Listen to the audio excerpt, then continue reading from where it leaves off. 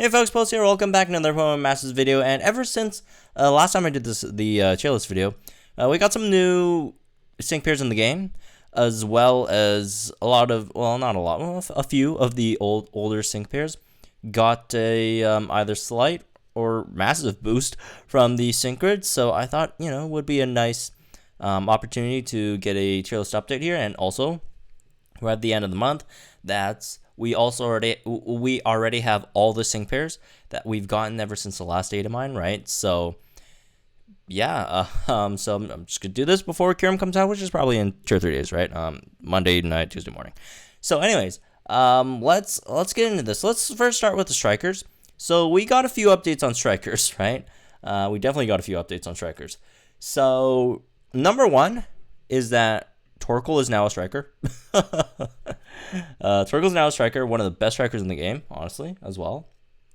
And Cynical's in here, slash Typhlosion, slash Ethan, right? Infernape got a buff with Sync Grid, obviously. Dewgong got a buff. Who else? And Pikachu got a buff. So we got like five characters to play around with here, right? So let's start with Torkoal. So Torkoal, honestly, Torkoal. So here's the thing with Torkoal, and also for the sync pairs, this is how I'm gonna rank them. We're gonna rank them according to how much of the sync grid that we can unlock right now. So for Torkoal, Infernape, and Dewgong, we can only unlock 3, or actually up to 2, right? You need 3 to fully unlock their sync grid. At the moment, we only have 2, so we're not going to count all the other 2s, right, for them. And for Pikachu, we can unlock them all, so, we could talk about that with Pikachu. But as for Torkoal, Torkoal, I think at the moment, is probably the strongest in a vacuum, right? In a vacuum, the strongest fire-type striker in the game. It's incredibly strong, right? The biggest issue with Torkoal is it doesn't, not every single thing in the game you could use Torkoal, right? There are some stages where Ember doesn't work, or not Ember, Will-O-Wisp doesn't work, so that kind of cuts into Torkoal's damage. But in those scenarios, you could just change Torkoal into a crit build instead, right? Or you could change it into a pass-on build. So that's actually not as big of as an issue as people have been talking about, which again, if you change it into a crit build, Torkoal still does a lot of damage, right? And you don't have to spend that much energy on the burn stuff as well, so you get some more power for your Ember or more special attack, all that stuff. So Torkoal, honestly, if it was in a vacuum, I'd put Torkoal here, with Olivia, Mewtwo, Trico, and Torkoal. But again, the issue is you can't use Torkoal in every match. You could use Torkoal in like 90% of them, but most of the EX challenges, and the EX challenges, they're getting revamped, so we don't know exactly what's going to happen to them. Torkoal might be useful or more useful there as well. But even with that, honestly, I'd still put Torkoal up here, right? Torkoal is definitely not better than Olivia, right? But what I do see is Torkoal is probably better than both Mewtwo and Sceptile in a vacuum, but Mewtwo and Sceptile are more versatile, right? More widely useful than Torkoal. So that's why I don't think Torkoal is better than any of these guys. But Torkoal is definitely better than these guys. So throwing Torkoal up here. So again, by the way, these are not like ranked. These are all just S tier. It doesn't mean Mewtwo is better than Olivia or whatever. Olivia's the best out of these, but these aren't ranked. So anyways, moving on, let's talk about Ethan. Ethan's a bit of a disappointment, unfortunately, right? Ethan, honestly, Ethan really can't do much. Really, really low special attack. Has an AoE move, which also has a caveat, which has really, really good base power, but, once you get hit, you're kind of screwed, right? Also, one thing I forgot to mention about Torkoal used to be like down here. If you're trying to use, because it never was a strike, it was a tech unit. So it was all the way down here if you wanted to use it as a strike. Honestly, it might be even lower than that, right? That's a pretty crazy jump, just to know. But again, back to Ethan. Ethan, you don't have crit, you don't have, you don't have speed. Actually, no, well, Ethan does, but in a roundabout way. But you don't have crit, that's for sure. And your special attack is really, really low. And also the caveat with eruption, and also it's AoE, so that makes Ethan just not as good, unfortunately. Honestly, I'd put Ethan between E and D. I'll probably put Ethan in D, just because at max HP, explosion, or not explosion, eruption still does a lot of damage, right?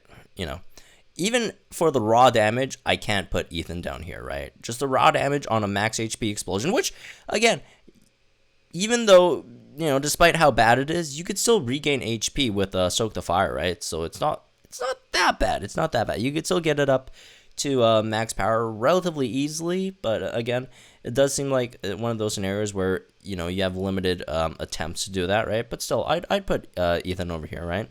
Definitely not as strong as any of these guys. Lucario, Dragonite, Solgaleo, but, around where, where Hao is, right? Karen might be slightly, Karen's probably better. Yeah, Karen's better, maybe. But yeah, unfortunate for Ethan. So, anyways, moving on. So, now we're going to talk about some of the old ones. And let's just go ahead. Let me just change this, and let's cross out how they used to be over here, because Pikachu is definitely not F tier anymore. Pikachu's interesting, right? Pikachu, you have a lot of different builds. I guess the main build that most people are going for at the moment seems to be more support oriented, which we'll talk about when we go over to the support tier list. But Pikachu could still do decent amounts of damage, right? Pikachu's, I would say, generally more useful than Hau. I would put Pikachu in this tier as well, but Pikachu, I don't know. Pikachu just does more damage. Like, again, and Pikachu's not single target, right? Pikachu is a bit of a spammer as well, if you compare it to Torkoal. Pikachu's actually really similar to Fire Punch and Fernape, in my opinion, right? So, I'd probably put Pikachu over here, which is kind of fair, right? So there's that, decent damage. Also has some utility if you, like, again, there's just so much build with Pikachu. You can also make it into a tech unit, right? With paralysis and stuff. So that's quite interesting, right? So you could do that. And moving on to the next one we'll talk about Price. Price is definitely not here as well. Price's Synchro didn't give Price too much of a boost, unfortunately. But Price wasn't bad to begin with, so that was definitely helpful for Price, right? So even like the slightest bit of increase that Price got was nice. So I'd probably put Price in D as well. Just because, again, you got crit. You don't have 100% on Icy Wind. Icy Wind's not a terrible AoE. I mean, Icy Wind has its upsides and downsides, right? Icy Wind doesn't do too much damage. And also, it's AoE, so it's split damage, so it's even worse. But Icy Wind doesn't do too much damage. And what else? Well, not low accuracy, but not 100% accuracy, right? Which, even though with Synchro you get up to 95%, but most builds probably won't go for that last bit, right? So accuracy is still a slight issue, not that big of an issue anymore. Again, after the Synchro, so that's why Dugon got much better over there. But overall, Icy Wind build, Ice Beam build should probably be around here as well, so that makes sense. Moving on, Infernape's interesting because, there's two different builds for Infernape, both of them which are really good, right? I'd say at the moment, because Infernape's paths aren't all unlocked yet, if Infernape's paths were all unlocked, the whole Infernape's whole sync grid is available, Infernape would be absolutely insane, right? But unfortunately, at the moment, a lot of the key skills for Infernape are just locked. Both for the Fire Punch route or the Fire Blast route, a lot of the key routes are locked. And again, Infernape's still good at the current state, but just not as good as it could potentially be. So we're going to put it in A. Fire Punch version of Infernape, definitely better than Hilda, right? Definitely better than Hilda. And you know, once it gets its sync grid, we'll see what happens. I would see potentially here or maybe even here. But at the moment, we'll throw it here. So anyways, let's go on and move on to the supports. So we've got 2 new supports, right? We got Eevee and Pikachu, which, you know, Pikachu's interesting. It's both a striker, tech, and a support now. But yeah, let's start with Eevee. Eevee's a bit of a controversial one, I guess. But I'd